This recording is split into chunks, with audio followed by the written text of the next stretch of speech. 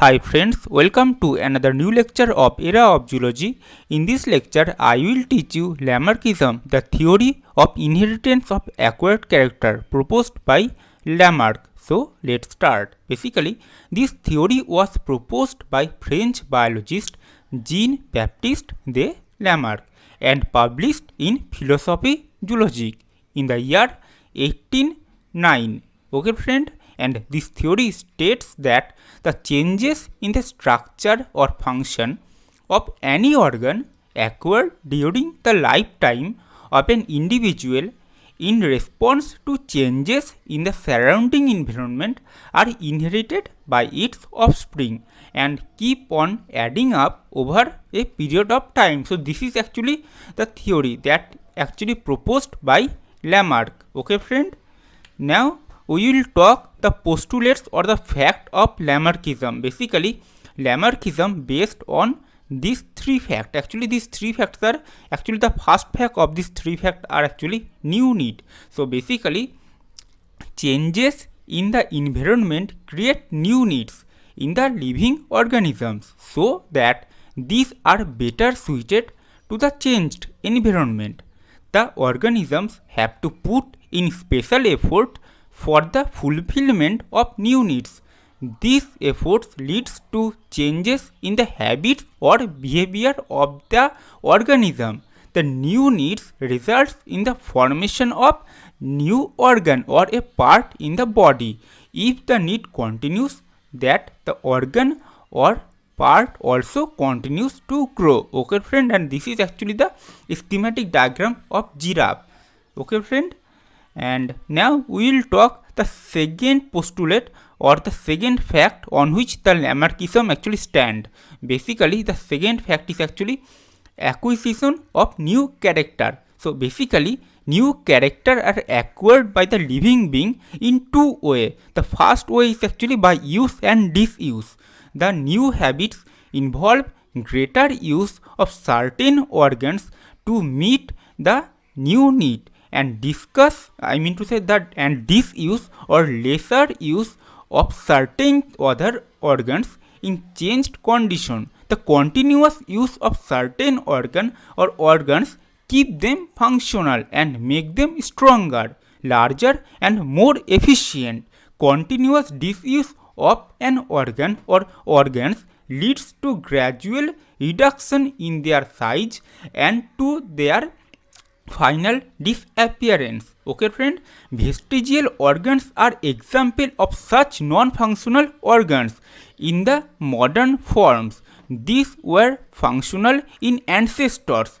The changes acquired or accumulated in an organism during its lifetime by the use and disuse of organs or by the influence of the environment are called acquired character. Okay friends, so this is actually the first way of acquisition of new character. Now, and basically this is actually the schematic diagram. You can see this is actually the vestigial organ, this is also a vestigial organ friend. Okay, so these organs, I mean to say appendix and also the tail organ, these were actually functional in ancestor, but now these are actually non-functional in nowadays in humans. Okay friend, and this is actually the schematic diagram of giraffe. Okay friend, so now we will talk the second way, I mean to say effect of environment. Basically, changes in temperature, light, medium, food, etc. influence the functioning and behavior of living organisms and introduce changes in their structure. It means organisms acquired new characters due to direct or indirect influence of environment. Okay friend? Now we will talk about the inheritance of acquired character, the third postulate or the third fact on which Lamarckism actually stand. Okay friends, so basically the characters acquired by an organism during its lifetime are passed on to the next generation. In every generation, some new characters are acquired or the older ones keeps on increasing or improving. As a result, after a number of generations, the species become different from the parental one and evolves into the new one. Okay friend, this is actually the diagram. You can see this is actually the parental and this is the new offspring. So basically due to the need to increase or to stretch their neck to eat this actually leaves, so this is the evolutionary way in which they are actually neck increased. And basically again we will talk about this fact. I mean to say evolution of long neck in giraffe. According to Lamarck, giraffe have evolved from some deer-like ancestor who had short neck and forelimbs and grazed on the grass. As the climate of this area gradually became arid, its rich vegetation was replaced by a few high trees.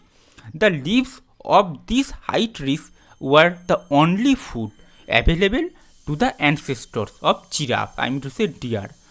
For obtaining food from the tall trees, they had to continuously stretch their neck and foreleg. The continuous stretching of the neck to reach the tree leaves resulted in gradual elongation of neck and forelimb.